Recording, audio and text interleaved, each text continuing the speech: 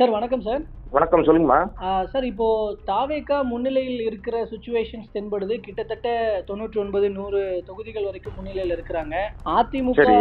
கூட்டணி 2ஆம் இடம் வகிக்குது. திமுக 3ஆம் இடம் போயிருக்கிறாங்க. இப்போ இந்த நிலவரங்கள், இந்த தேர்தல் முடிவுகளை பத்தி என்ன நினைக்கிறீங்க? இது உண்மையிலேயே ஒரு ஆச்சரியமளிக்கத்தக்க வகையில தான் அந்த தேர்தல் முடிவுகளை நான் பாக்குறேன். ஏன்னா நான் கடந்த 5 ஆண்டு காலத்துல திமுக அரசாங்கம் செய்த பல விஷயங்கள் மக்கள்கிட்ட சரியா போய் சேர்ந்திருந்தாலும் ஏதோ ஒரு மாற்றம் அவர்களுக்கு அது நடிகர் கவர்ச்சியா அல்லது வேற என்ன அப்படின்றது புரியல. ஏன்னா இதுவரை சரியாக அரசியல் புரிதலே இல்லாத ஒரு கட்சிக்கு முதல் முறையாக உள்ள வந்திருக்க கட்சி, இன்னும் அந்த 234 தொகுதியும் சந்திக்காத ஒரு நடிகர், அந்த நடிகர் என்கிற மாயை மட்டும்தான் அவருக்கு இருக்கு. நிர்வாக ரீதியாக அவர் இதுவரை மக்களுக்கு எதுவுமே இறங்கி செய்ததே இல்லை. நான் மாற்று சக்தின்னு சொன்னாலும் மற்றவர்களை பார்த்து காப்பி அடிச்சு தான் அவர் தேர்தல் அறிக்கையை வெளியிட்டாரு.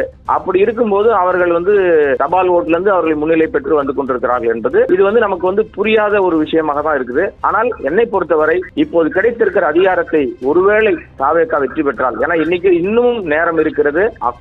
நீங்க பாத்தீங்கன்னா 2ஆம் இடத்துக்கு ரொம்ப சைலண்ட் மோட்ல இருந்த எடப்பாடி 2ஆம் இடத்துல சர்வசாதாரணமா வந்துகிட்டு இருக்காரு. கிட்டத்தட்ட ஒரு 70-72 இடங்கள் அப்படின்னு சொல்லி அவரும் வந்துகிட்டே இருக்காரு. மேஜிக் நம்பர்னு சொல்லுகிற 118 இடங்களை இன்னும் யாருக்கும் பெறவில்லை, யாரும் பெறல. இப்போ இவர் 100 இடங்களை தாண்டி இருக்கிறாரு தாவேகா முன்னிலையில. இன்னும் நமக்கு குறைந்தபட்சம் 25-30 சுற்றுகள் இருக்கும். சில தொகுதிகளில் 35 சுற்றுலாம் இருக்கும். இப்பதான் 6 சுற்று, 8 சுற்று, 10 சுற்று வரைக்கும் வந்திருக்கு.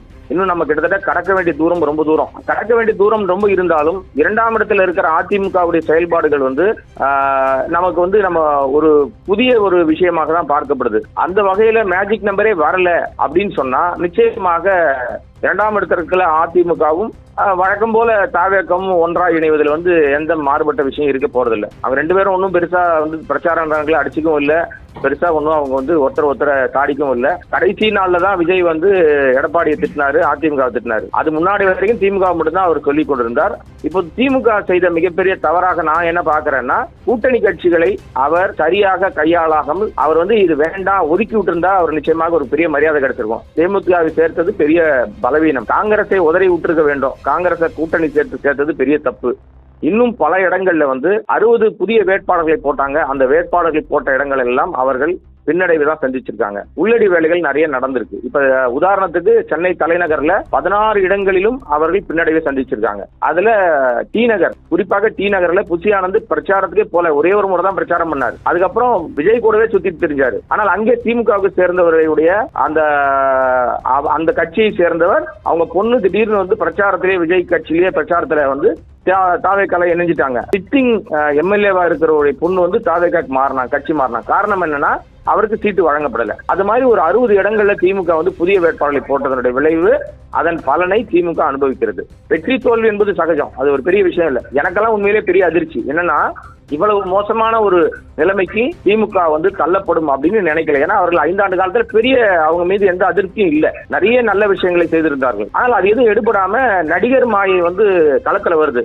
இப்போதைக்கு பிடித்தால் சார் இந்த இடத்துல ஆன்டி இன்கம்பன்சி அண்ட் எஸ்பெஷலி இந்த பெண்கள் பாதுகாப்பு, சட்டம் ஒழுங்கு பிரச்சனைகள் இதெல்லாம் ரொம்ப எதிரொலிச்சுது. அதெல்லாம் ஒண்ணு இல்ல சார், அதெல்லாம் சும்மா டுபாக்கும் சார். இல்ல அதை நான் நம்பல சார். பெண்கள் பாதுகாப்புனா எங்க சார்? இதை விட மோசமா நடக்குது சார். நார்த்ல எல்லாம் இதை விட மோசமாக பல ஊர்கள் நடக்குது. அங்கெல்லாம் இப்ப பாஜக ஜெயிக்குது சார். மேற்கு வங்கத்துல அங்க நடக்கலையா?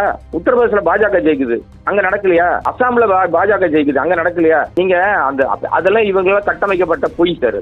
நான் முழுக்க இதை எப்படி பாக்குறேன்னா, இது நடிகர் மாயை, நடிகர் மனநிலையில எல்லாரும் இப்ப திமுக அதிமுக 60 ஆண்டுகள் ஆண்டுட்டாங்க திராவிட கட்சி.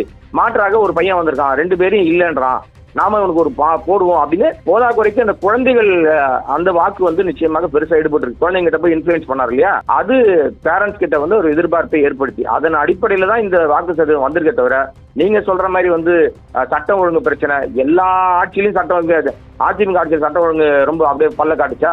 எல்லா நேரங்களும் இருந்திருக்கு சார். அது அதனால அது ஒரு பெரிய விஷயமா இல்ல. கடந்த தேர்தலுக்கு முந்தைய தேர்தலில் இருந்த திமுக எதிர்ப்பை விட இந்த தேர்தலில் திமுக எதிர்ப்பு கம்மியா தான் இருந்துச்சு. இது முழுக்க விஜய் என்கிற ஒரு நடிகர். நீங்க 234 தொகுதியில 232 தொகுதியில யார் வேட்பாளர் நிறைய பேர் தெரியாது சார். 10 நட்சத்திர வேட்பாளர் தான் உங்களுக்கு ஞாபகம் இருக்கும். மீது எல்லாம் புதுமுகம், யாருன்னே தெரியாது. ஆனா அவர்கள் அந்த வாக்குகளை வாங்குறாங்கன்னா ஒரே ஒரு விஷயம், அது விஜய் என்கிற அந்த மூஞ்சி, அது நடிகர், அவ்வளவுதான். எல்லாமே அவருக்கு சாதகமா தான் வந்து நடத்தப்படுகிறதோ அப்படின்ற மாதிரி ஒரு தோற்றம் இருக்கு. இன்னும் இருக்கு சார், இன்னும் வந்து கிட்டத்தட்ட வந்து ஒரு 20 சுற்றாவது இன்னும் இருக்கு எல்லா இடங்களிலும். இந்த 20 சுற்றுக்கள்ல அவங்க எங்க வராங்க, அதிமுக பின்னாடியே விரட்டிட்டு வராங்க, அவங்க எவ்வளவு தூரம் வரப்போறாங்க அப்படின்றதெல்லாம். ஏன்னா எல்லா ஓட்டுகளும் நான் விசாரிச்ச வகையில நண்பர்கள் எல்லா ஊர்களையும் இருக்காங்க. அதுல இருந்து பல ஊர்களில் நான் பேசும்போது சொன்னது 500 ஓட்டு, 700 ஓட்டு, 1000 ஓட்டு வித்தியாசத்துல தான் லீடிங் மாறி மாறி வந்துட்டு இருக்கு. இப்ப நீங்க சேப்பாக்கம், வில்லிவாக்கம், சேப்பாக்கம் திருவல்லிக்கணி எடுத்துட்டீங்கன்னா உதயநிதி பின்னடைவு, அப்புறம் திடீர்னு முன்னிலை வராரு, அப்புறம் பின்னடைவு போறாரு, அப்புறம் முன்னிலை வராரு. கேட்டா 500 ஓட்டு 200 ஓட்டு முன்னிலை மாறி மாறி வந்துகிட்டு இருக்கு. ஆனா கொளத்தூர் தொகுதியில மு.க. ஸ்டாலின் வந்து ரொம்ப மோசமான தோல்வியை சந்திக்கிறாரு. எனக்கு அது புரியவே இல்லை. வி.எஸ். பாபு என்கிற அந்த நபர் வந்து ஏற்கனவே திமுகவில் இருந்தவர், அதிமுகவுக்கு போறாரு, அதிமுக தாவேக்காக்கு வராரு. காரணம் என்னன்னா அவருடைய செய்கை, தவறான நடவடிக்கை, துரத்தி விடுறாங்க. அவர் இங்க தாவேக்கால வந்துடுறாரு. வந்த பிறகு இப்ப அவர் வந்து மு.க. ஸ்டாலினையே அவர் வந்து கிட்டத்தட்ட ஒரு 8000-10,000 ஓட்டு லீடிங்ல அவர் வந்து முன்னிலையிலே போயிட்டே இருக்காரு.